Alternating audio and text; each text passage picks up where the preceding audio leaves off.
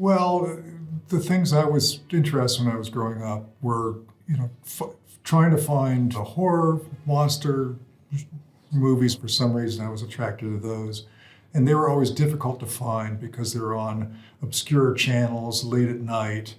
And so many of them were so bad, but occasionally there'd be one or two that were very strong and had made a huge impression on me. Usually the world that I'm involved with is more with comics and publishing, and so it's less, since I don't make movies. I directed one short piece. It was a French production. The American translation was Fears of the Dark. It was a series of different artists that wrote and directed, or co-wrote and directed each piece. So that was my experience. I enjoyed the process, but I also realized that it wasn't something for me.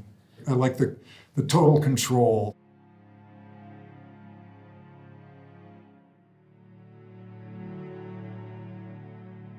The book I'm working on now really revolves around my characters making their own 8mm movies, which is something I did.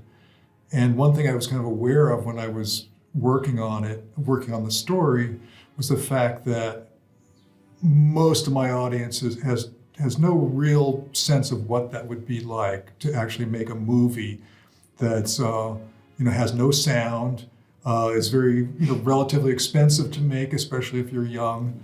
And I don't know, we used to get back rolls of film that were overexposed, underexposed, and you've wasted all of your time and your money. So yeah, that was kind of the jumping off point for the story I'm working on, somewhat autobiographical.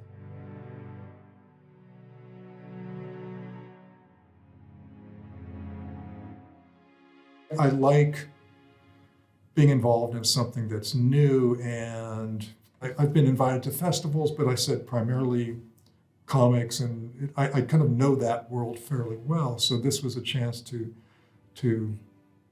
see something new and to hopefully watch some amazing movies.